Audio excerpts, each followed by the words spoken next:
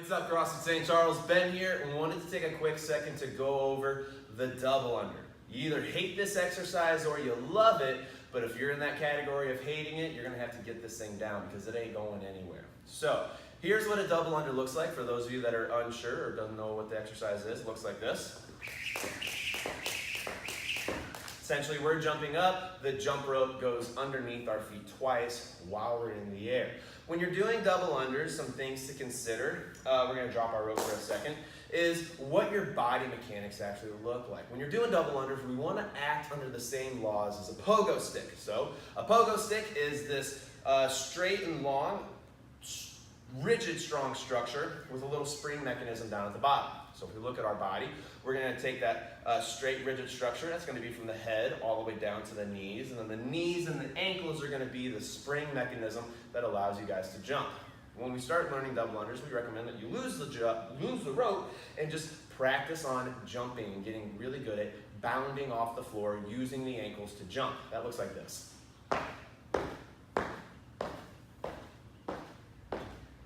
When we're doing this, we are jumping out of the ankles. The knees are just acting as shock absorbers, but we're bounding off of the ground, meaning as soon as my feet hit the floor, I've already started that reaction to go back up into the air. There's no pause in between my jumps, and that's something that might look like this, where I'm really trying to focus on using my knees to generate power off the floor, or what have you. We want this reactive bound off the ground over and over again. Once we're there, we can go back to the rope, we can pick it up, and we're going to practice our single unders. When you're practicing single unders, make sure that you have a rope that's at the correct height for you. Generally, what we recommend is when you step into your rope with one foot and you pull the handles together, it should come somewhere around your armpit or chest. Also, when you're doing single unders, we're going to look at where your hands are placed. We want to have the hands close to the hips, elbows pulled in close to the body. A common issue we see with double unders is as you athletes start to move, we see the hands start to go farther to the outside. The issue with that happening is that it shortens the length of your rope, so you're going to end up hitting your feet, maybe the top of your head, but otherwise it's going to mess your double under up. So we really recommend that you pull your hands in as close as possible and learn to rotate the rope from your wrist. It's going to keep you doing double unders for much bigger sets. When we're doing single unders, though, we want to practice all those base mechanics, hands in nice and tight, and jumping out of the ankles. Moving the rope from my wrist, elbows pulled in nice and close, hands are slightly in front of my body. Quick side view. Oops, drop the rope.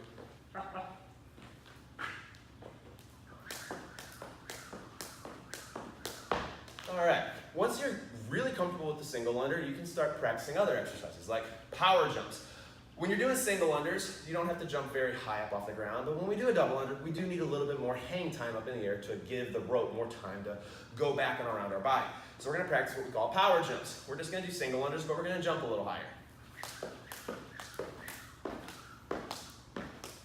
If you guys noticed, when I was doing those power jumps, my rope slowed down a lot, and that's exactly what we're looking for. We're trying to find this new timing and tempo. So the jump is going to stay consistent, right? We're going to maintain that tempo of our jump, but now we're going to have to practice getting our rope back up to speed to actually establish double unders. All I'm going to do at the top of my power jump is spin the rope again. And I'm only going to focus on that second spin of the rope, not necessarily the first and second. I don't want to spin it twice really fast. Just focus on that second rotation at the top of your jump. Singles, power jumps, and double unders. Just spinning again at the top of the jump. One more time. Power jump. Spin it again at the top of the jump. Once you're there, you can start actually trying to string together your guys' double unders with a sequence to keep a timed tempo going on. That would look something like this. Single, single, double, single, single, double. Single, single, double, single, single. That way you're training your body to keep hitting double unders, but you're finding a new tempo that is going to slow you down just a little bit and have you focus on the double under. You can then go down to a single, double, single, double, single, double. And from there on, we're going to start practicing consecutive double unders, stringing them together. We're only going to recommend that you start with 2, though. The lower you start, the better your brain is going to understand telling your body what exactly to do. So start off with just 2. unbroken double unders. And do that until you can do 2 unbroken double unders every single time you pick up your rope. Move on to 3, 4, 5, 6, 7, 8, 9, 10. When you get to 10, you can start adding bigger sets, 15, 20, 20 to 40, 40 to 50. Focus on trying to progress yourself through this though. It's gonna take weekly, if not daily practice, depending on where you are with your double unders, but getting yourself exposed to the rope as often as possible for what you need is gonna be what gets you your double unders as fast as possible. These are something that I think everybody can do. It just takes time and effort to get after it. So it's up to you now, CrossFit St. Charles. Go pick up your jump rope, get after these things, practice them, because you never know when they might pop up in a workout this week. Alrighty guys, have a great week. I'll hear from you soon, and as always, send me a message if you have any questions on these movements. Have a good one, guys.